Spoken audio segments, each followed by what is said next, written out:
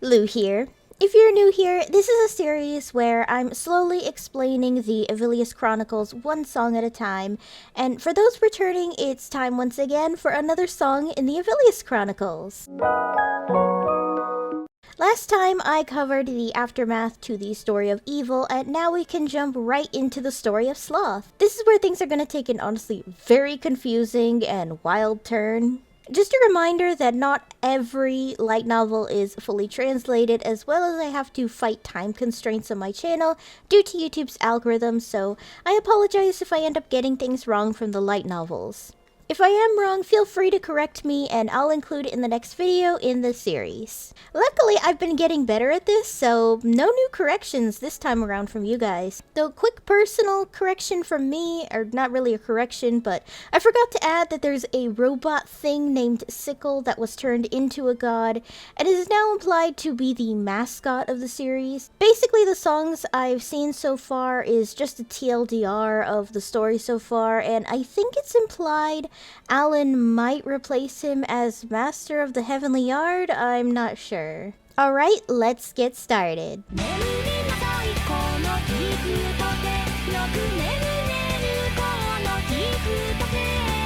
We start our story with Mark's Felix, whose wife and daughter both died in childbirth during a storm outside.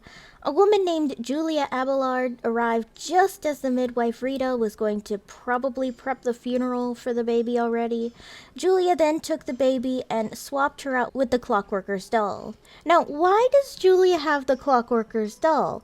It's because she's Irina Clockworker, who made up a new alias and took in Mayrana Blossom as an apprentice, and a poison created by Miikutea Calliground and later used by Prim Marlon. Irina also owns a criminal organization group at this point in the story called Pierrot, which gets super confusing when there's a clone of Seth Twilight also called Pale Noel from earlier that I didn't mention last time because it would sound like I'm going on an incoherent tangent.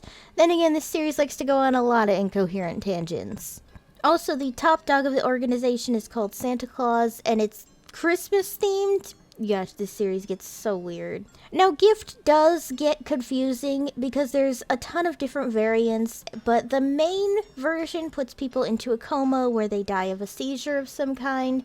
Because of all the variants, it feels kind of confusing personally. Now, if you're wondering how the fuck did no one notice a newborn baby was replaced with a doll, the Clockworker's doll has the power to make people hallucinate it as a real person because the doll carries the soul of Eve Moonlit. There will be an exception to this, but we're not at the story of Wrath yet. For the most part, Margarita grew up as a normal young woman, with the only issue being that she had severe insomnia and just never felt tired. Later, as per noble tradition in a fantasy story like this, the Felix family has Margarita marry into the Blakenheim family, where she fell in love with her husband Caspar.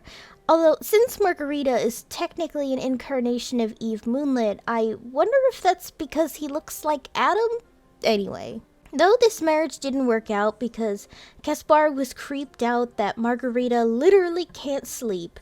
I don't know why that's a problem, but maybe he didn't want her to watch her sleep. I don't know, but Caspar immediately fell out of love and began cheating on Margarita with pretty much every woman in their village of Torige, while wasting her family's money on other women until they were broke, and this made Margarita have to do some sort of cleaning business or become a maid just to keep up with their family lifestyle. As Margarita just felt kind of lonely and falling into despair over her husband's infidelity, she meets with her business partner for her business, Mayrana Blossom, who is using the name Eluka Clockworker. I'm guessing as a smear campaign, either that or to draw her out, to get her confused on why someone's using her name. I don't know. Due to befriending Mayrana, Margarita joins Pale Noel under the name Third Sleep Princess, and under the delusional guise of helping her husband sleep after he was dealing with insomnia. She uses the gift poison to kill him. I'll give Margarita a single pass here because Caspar was definitely an asshole, but the rest, girlie is not getting any sympathy from me compared to maybe Liliane, who had demons playing fucking musical chairs with her, or Banika, who had the world's most insane eating disorder.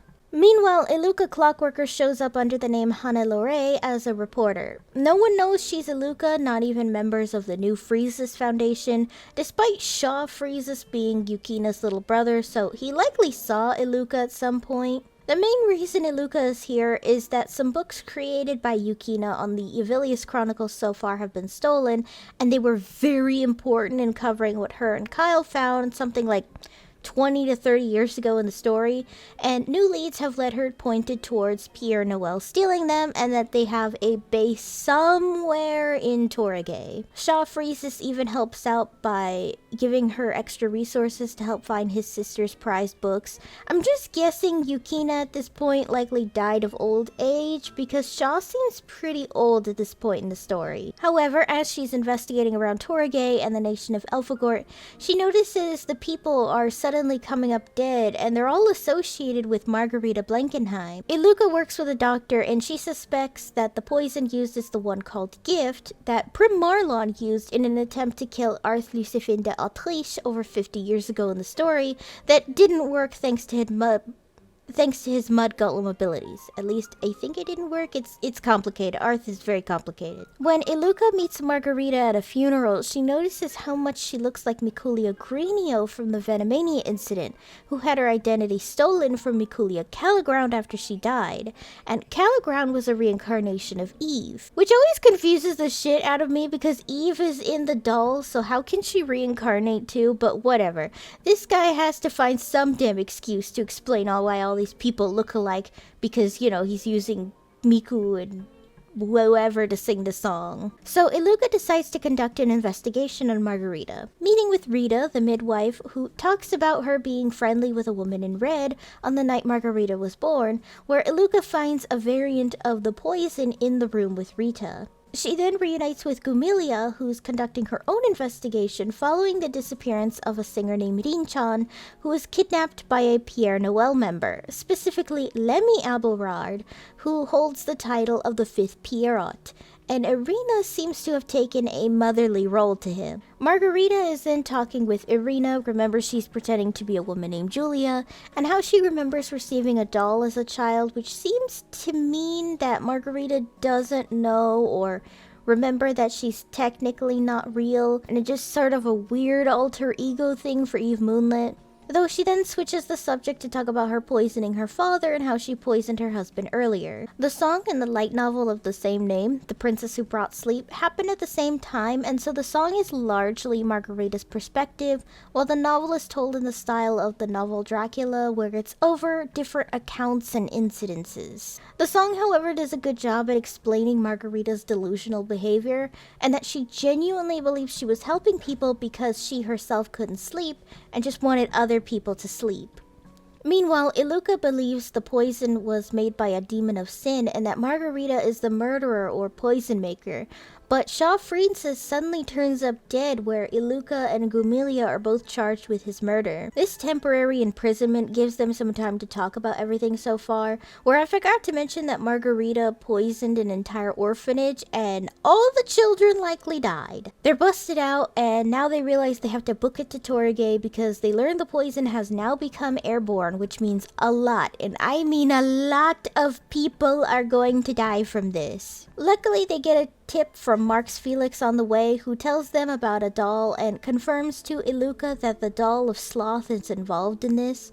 When Eluka tries to meet with Irina as Julia, she's met with Mayrana instead, who's been pretending to be Irina to cover for her, so Eluka won't find her. She figured this out because Mayrana doesn't have a red cat with her, and if you've seen previous videos, Irina's true form of a red cat is always on her shoulder of whoever she's taken over.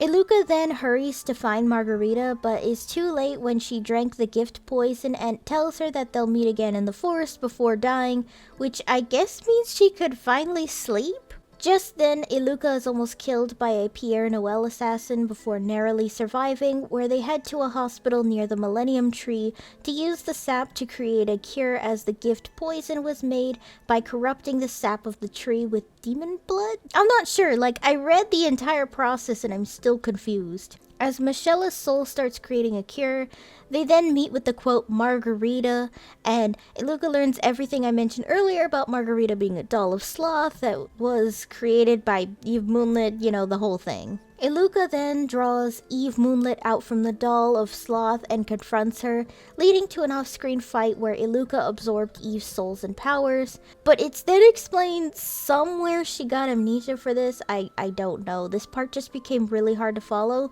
because, like, so much happens. Oh, and Irina is also killed again. This bitch still ain't done yet, though.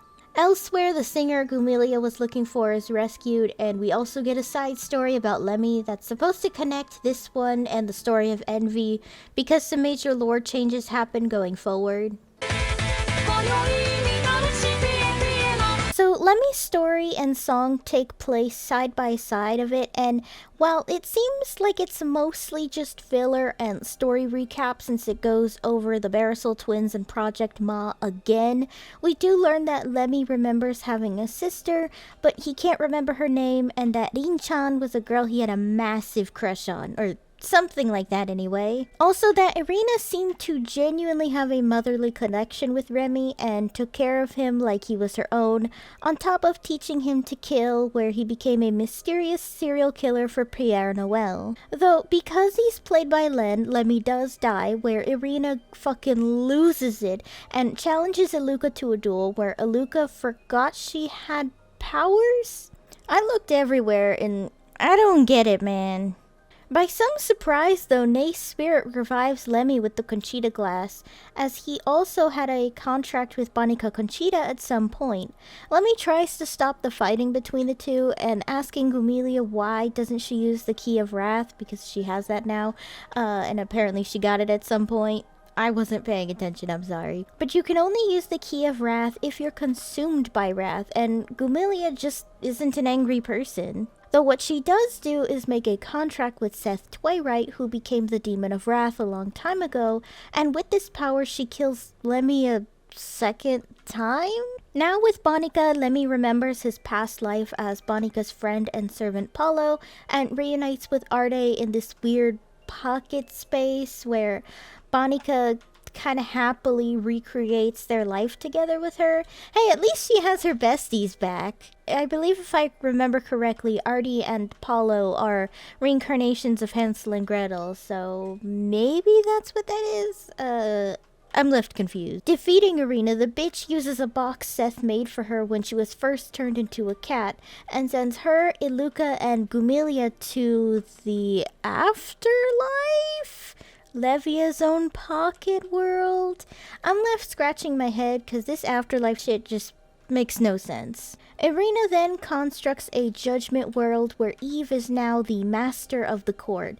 I guess the concept in some people's ideas of the afterlife where a soul is judged? A war breaks out between Levia, Behemo, Irina in her original form, and Eluka before Bonica stops the fight. Irina says that on top of her mission to follow the symptoms of her disease, she also just wants to be a mom. Which, I mean, I do feel bad because her children died before they were even born, but she's also making it everyone else's problem, so she's still shit.